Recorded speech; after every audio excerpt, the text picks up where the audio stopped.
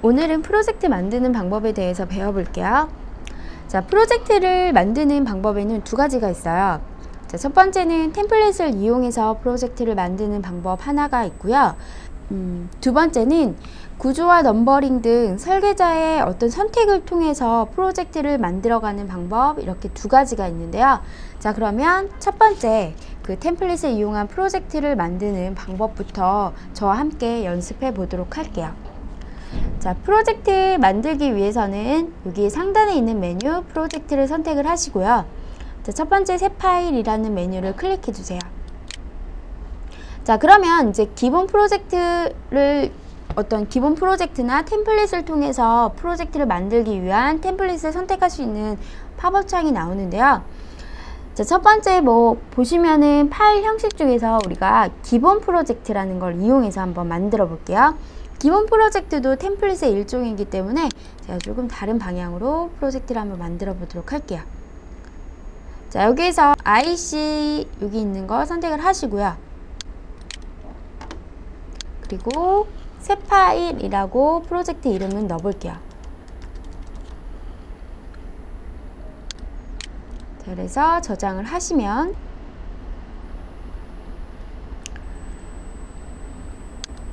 자, 프로젝트가 만들어지는데요.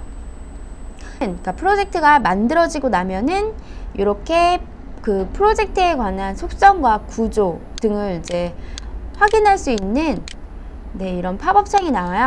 자, 그래서 속성과 그 값에 맞춰서 이름을 변경을 해주시면 되고요. 자, 그럼 만들어진 새 파일을 한번 클릭을 해보면 자, 보이시는 대로 우리가 만들지 않은 어떤 CA1이나 EAA 등 어떤 페이지가 만들어져 있죠? 이렇게 제목 페이지가 이렇게 만들어져 있는 거 확인이 되실 거예요. 자, 보시면 아시겠지만 이거는 저희가 만든 페이지가 아니죠? 지금 저희가 한 단계는 프로젝트를 만드는 것밖에 없었어요. 자, 그래서 기본 템플릿을 이용하든지 기본 프로젝트를 이용하시면 이렇게 어떤 데이터를 제가 작업하기 전에 만들 수 있다라는 거 여러분들이 확인을 해 보시면 될 것 같아요. 자, 이번에는 자, 이거 두시고 프로젝트에서 새 파일 마법사를 통해서 만드는 방법을 한번 연습을 해 볼게요. 자, 새 파일 마법사는요, 자, 프로젝트 만들기라는 팝업창이 생기고요. 지금 요거는 새 파일 마법사로 만드는 프로젝트라서 제가 저거와 다르게 새 파일 마법사라고 해서 프로젝트 이름을 만들고요. 템플릿은 IC 템플릿을 이용해 볼게요.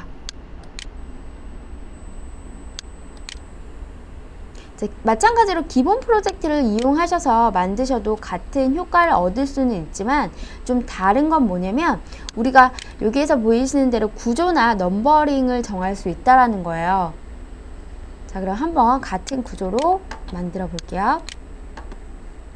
자, 그래서 ZW9라는 기본 프로젝트로 만들겠습니다.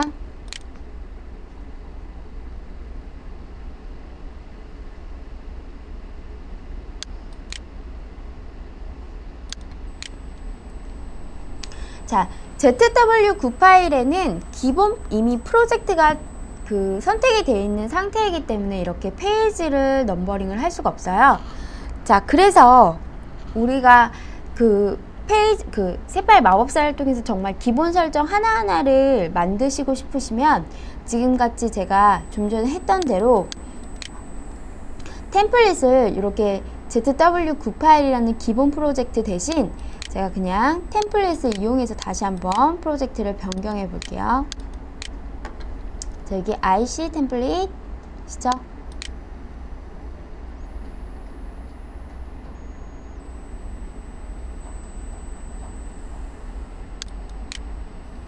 자, 지금 보면은 좀 전에 했던 거랑 좀 전에 그 기본 프로젝트로 템플릿을 정했던 거랑은 좀 다르게 자, 페이지에 관한 구조를 제가 선택할 수 있게끔 활성이 되어 있는 거 보이실 거예요. 그쵸?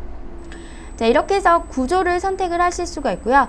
구조 잠깐 설명하고 넘어가면 구조는 상위 레벨 기능이라든가 부착 영역 지금 현재 사용할 수 있게 디폴트 구성을 쓸 건데요.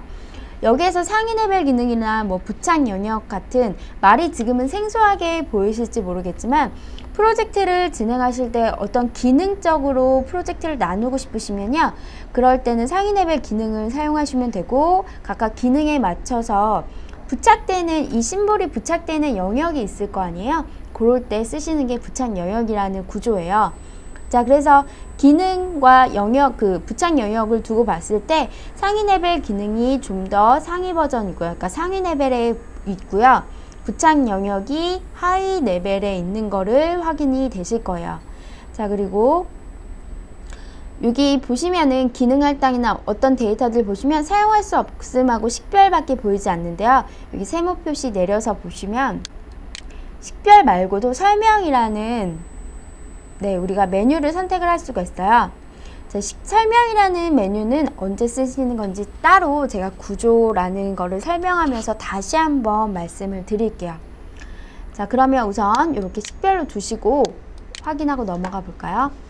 자, 우선 지금은 디폴트로 돼 있는 그 상태로 프로젝트를 그냥 만들 거예요.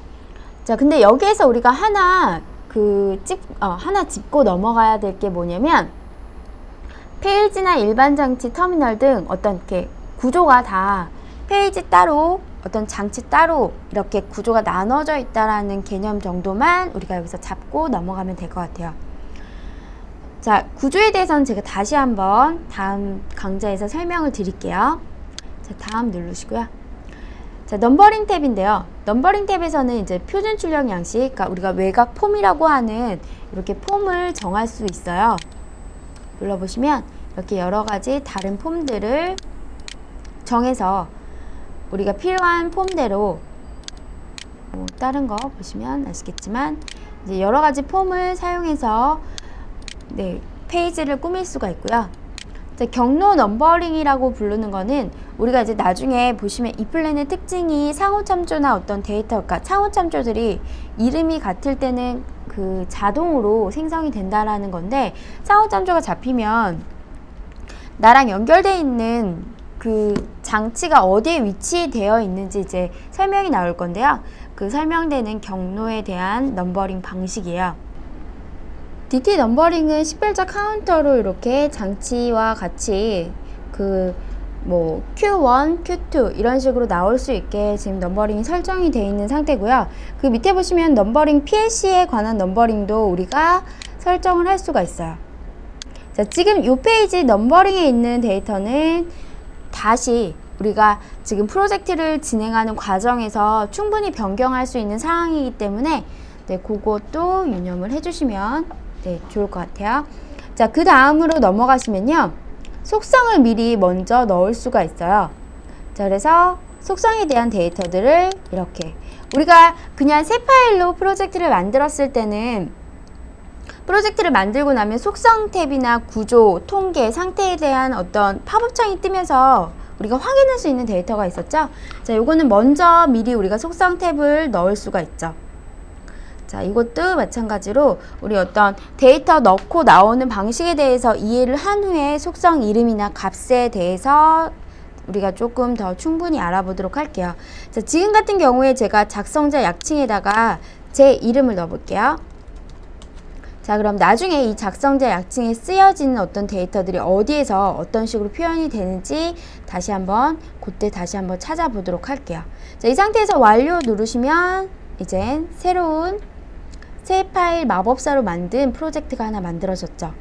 자, 새 파일 마법사는 조금 다르게, 새 파일은 이렇게 페이지 하나를 이렇게 가지고 있었는데, 새 파일 마법사는 제가 여기에서 페이지를 이렇게 하나씩 만들 수 있는 구조예요. 그러니까 프로젝트 안에 페이지를 만드는 방법은 다음 시간에 또 배워보도록 할게요.